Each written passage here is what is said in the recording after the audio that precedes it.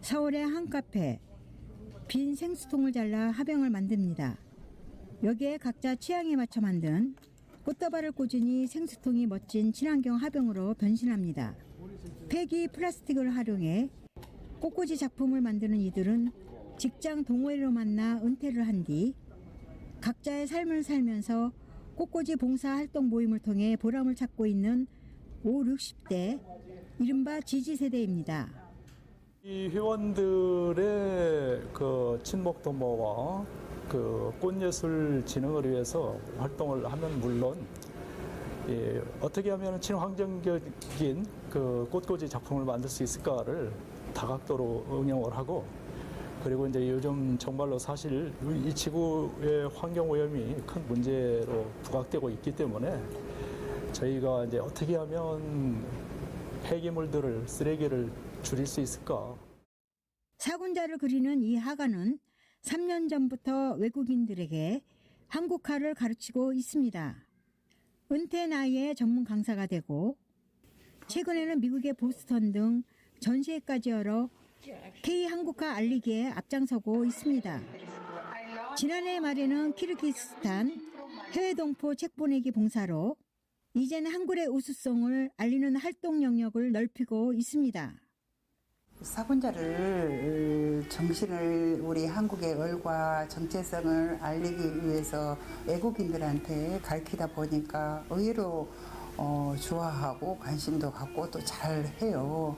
그래서 우리 또 동포들에게도 해외에 나가 있는 우리의 책을 보내기를 할 예정이고, 또 지지 세대가 소비시장의 큰 손으로 떠오르고 있습니다.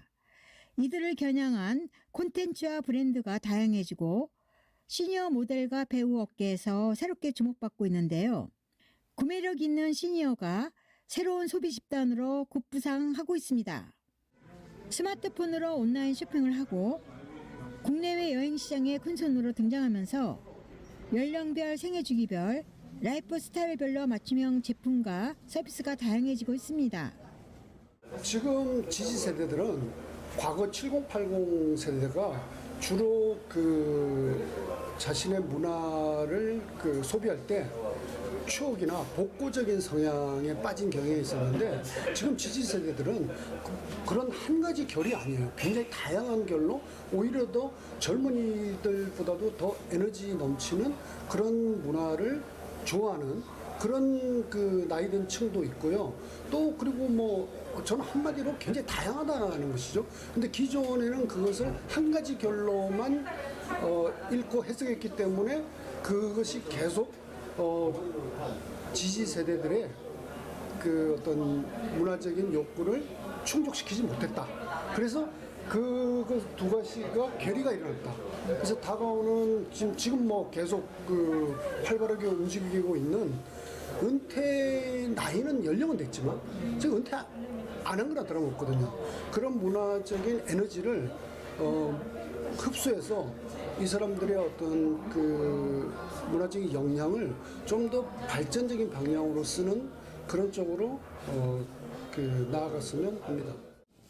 65세 인구가 1,000만 명을 넘어서는 초고령 사회 속에 50대 후반에서 70대 초반의 시니어들이 경제, 건강, 여가 등 소비시장의 블루오션으로 떠오르고 있습니다.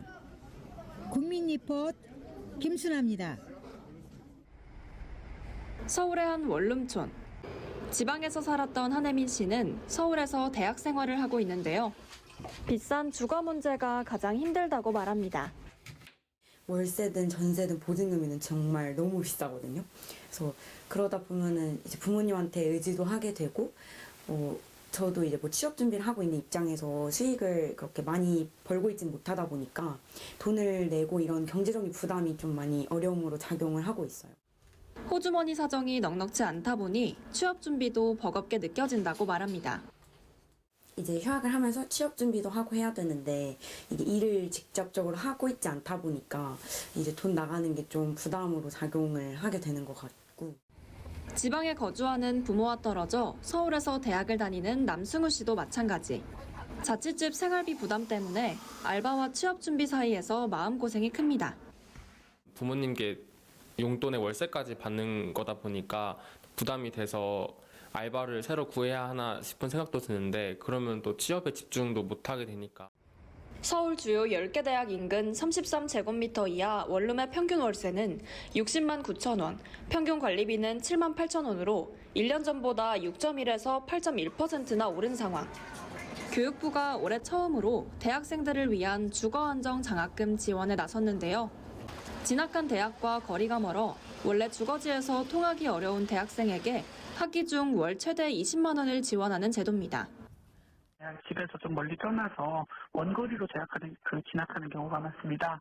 그래서 이제 그 저소득 학생들 중에서 원거리로 지나가는 학생들의 이제 그 주거비 부담이 많이들 좀 이렇게 지적이 되어서 그 부담을 완화하기 위해서 주거안정 장학금이 이번에 도입되게 되었습니다.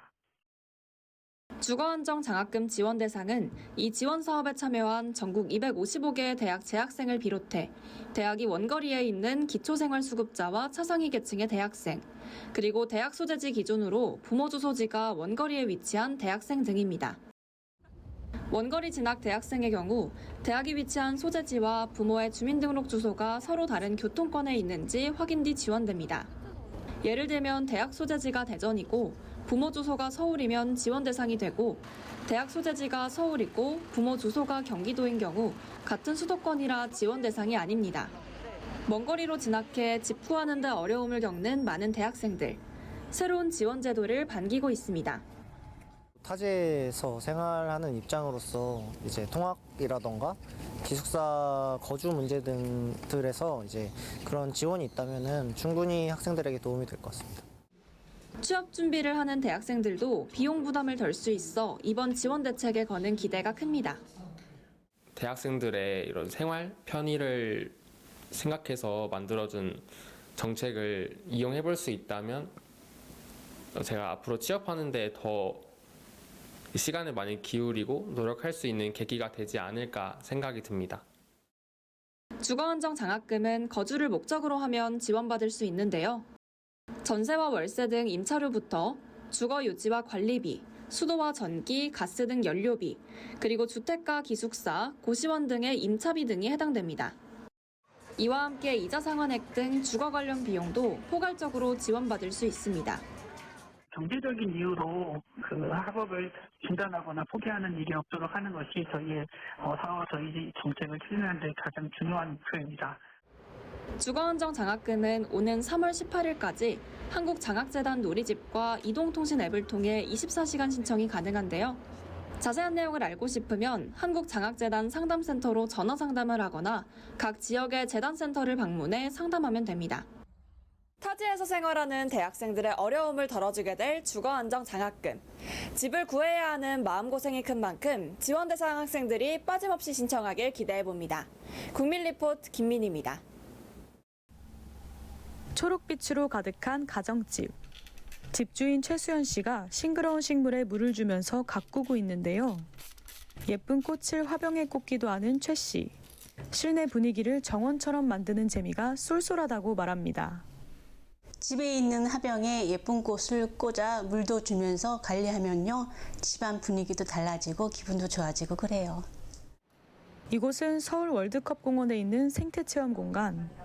서울시가 정원사를 꿈꾸는 시민들을 위해 마련한 정원 문화강좌가 열렸습니다. 정원이 얼마나 유용하고 가치 있는지를 알아보며 실제로 현장에서 쓰일 법한 실내외 정원 활용법 및 정원 문화를 경험할 수 있는 여러 프로그램으로 구성하였습니다. 아름다운 정원에 관심이 많은 시민들이 한자리에 모였는데요. 강사 지도로 도자기 화병을 만들어 보고 있습니다. 선생님, 이렇게 하면 되는 건가요? 네, 잘하고 계시네요. 좀 더 세게 할까요? 이번 강좌에 참여한 시민은 남녀 12명. 교육 강사 지도로 절화, 즉 가지째 꺾은 꽃을 넣어 꾸미는 화병을 만드는데요. 먼저 백색 조합토를 이용해 도자기 모양을 만드는 성형 작업. 밀대를 이용해 흙판을 만든 뒤 본을 대고 화병 모양으로 자릅니다. 이어 흙판 2장의 가장자리에 칼집을 내고 도자기 형태가 되도록 가운데에 천을 넣어 붙입니다.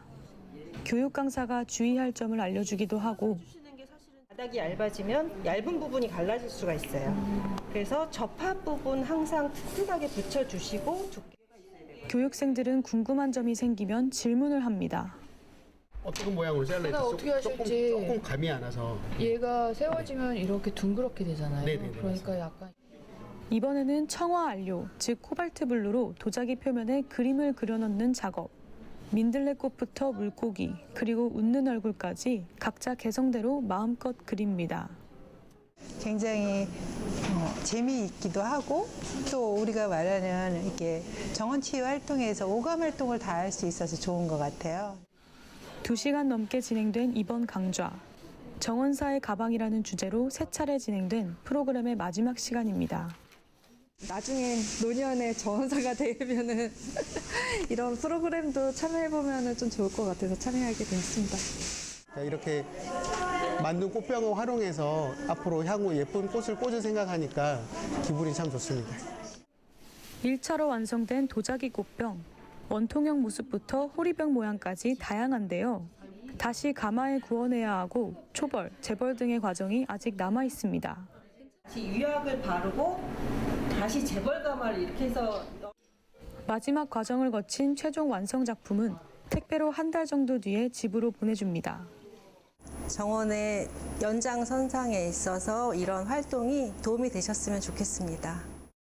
그동안 정원사의 필수품인 가죽 전지가위집 만들기 강좌도 열렸고 야외 정원 작업 때 쓰는 물병 가방을 만드는 강좌도 있었는데요. 다가오는 봄부터 가을까지 서울 곳곳에서 계절별로 이어지는 정원 문화 강좌, 정원 만들어보기, 실내 정원 가꾸기 등 다양한 프로그램이 진행될 예정입니다. 정원에 대한 다양한 정보와 체험을 통해서 시민분들이 가드닝에 대한 관심을 가지며 향후 정원 문화가 대중적으로 확산되기를 기대합니다. 정원 문화 강좌에 참여를 원하는 시민은 정원 도시서울 누리집에 프로그램이 시작되기 1달 전까지 신청하면 되는데요. 성인에 한해 신청이 가능하며 강좌는 무료로 진행됩니다. 집 안팎을 예쁜 정원처럼 가꾸기 위해 정원사를 꿈꾸는 사람이 많은데요. 생활의 질을 높일 수 있는 정원 문화 강좌에 참여해 보시면 어떨까요? 구민 리포트 한가윤입니다.